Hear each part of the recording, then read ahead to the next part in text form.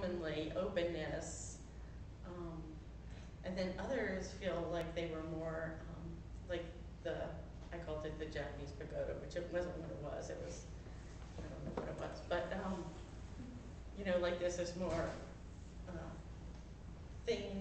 phallic things shooting up, and then more. And I don't usually talk. When I was in analytic training, this was like the thing that I got always downplayed on. Naomi, you have to think more sexual. Naomi, you have to think, it's a snake, that means it's a penis, of course. What are you thinking? But I did find myself in here thinking of those items with those three pictures, which I don't know what that means, so I'm not going to analyze myself. And then,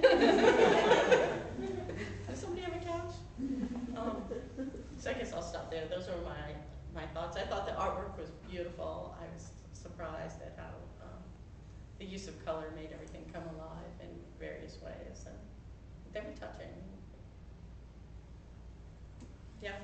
So I just wanted to ask you, when you were talking about the object replacing the relationships, you meant just with people or with people and your work? Meaning the creation that you are here to produce, is that the relationship? Yeah, well, that's what I think I was trying to say, that I think that objects start to, I don't know, where pathology or something happens, where the attachments and the development of human-to-human relationships are lacking in some ways for various reasons, you start to turn to these inanimate objects, and then they become the relationship within themselves, and so they replace that part. The connection that yeah. But not just only with people, but this also is within you have, or with you in your work, that doesn't exist for many people. Mm-hmm. It's, you usually work for somebody else, right, and they go home and eat and consume, mm-hmm. and then you don't create, right, and that's when you consume more. Right.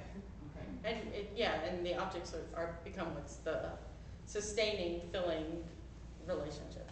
Right, and then we get bored and we didn't do anymore. Go ahead. Something that makes me, where I draw the line between clutter and collection, or between hoarding and collection, is the clutter aspect. Mm-hmm. The collections are neat, they're organized, they're presentable, and then the hoarding is a clutter. And then there's also the collection is something you show off, it's a public, this is what I have, I want to share with you my baseball card collection, or my, 17 vintage cars or whatever. And the hoarding is like a private, decorating your inner world kind of thing. That's kind of where I go with those two ideas. I think I'm going to keep this, what did we say?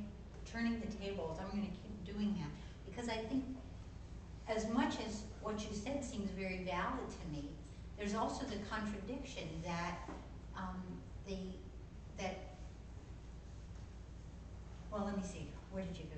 You were collections and clutter, but actually hoarders know exactly where things are, and they don't want things to be touched because they're in places that they can remember, and if they need them or want them, they can, many hoarders, not all hoarders, once it gets to be your entire house, then there's something else probably.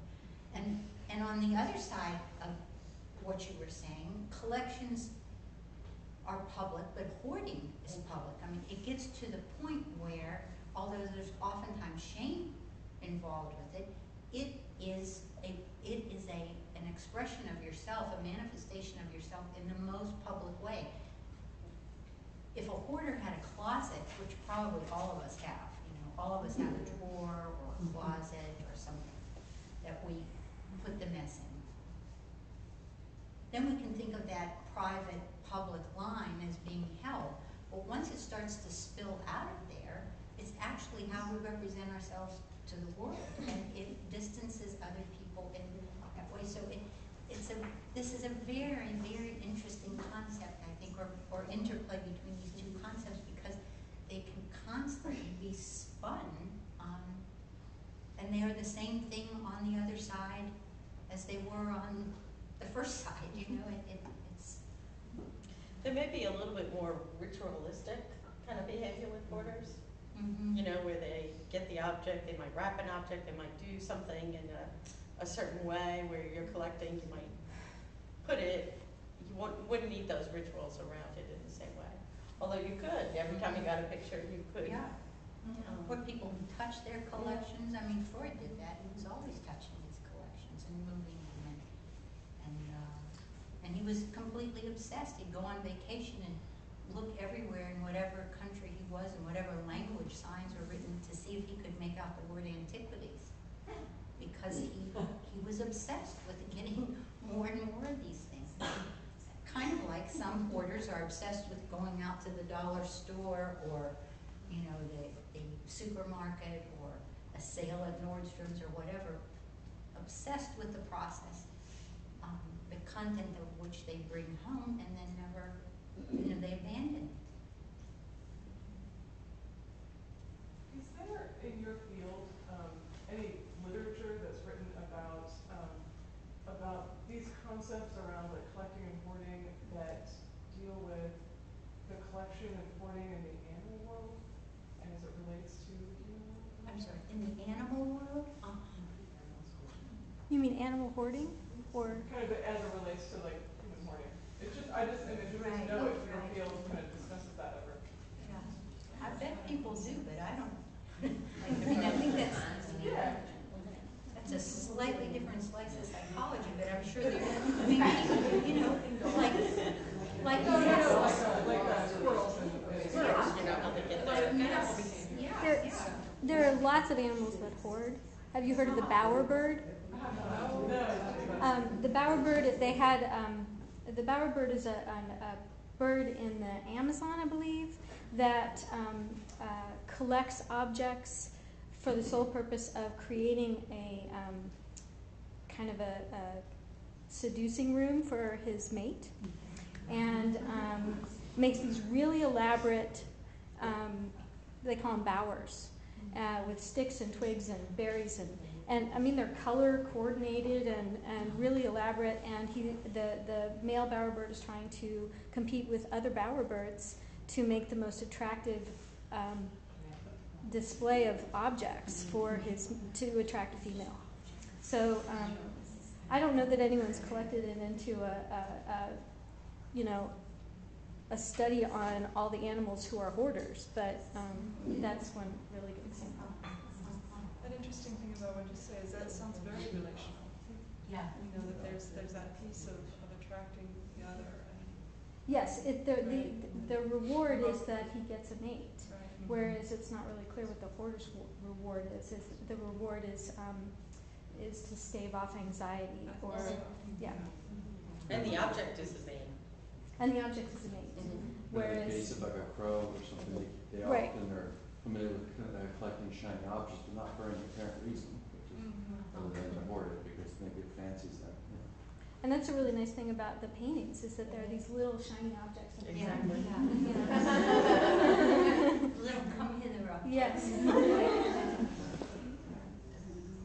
Sorry, you saw, I'm very interested to know where the line is between collecting and hoarding, because on a personal level, I just need to make sure that Don't cross the line. So, I mean, I heard I like the idea of, okay, as long as I organize it and it's beautiful, that is a collection and not hoarding, but what is the actual pathology behind hoarding? What makes it, where's the change? Well, it also takes up your life, right? If you're hoarding, there's no space, you're kind of... It causes you distress to give things away, to select, you know, it's compulsive. I mean, some of the things are in common with collecting, but I think the degree to which it becomes the central focus, and as both Mary and Naomi have emphasized, you know, the degree to which it puts something between you and other significant people in the world, I think is a Why does it cause remarkable. distress?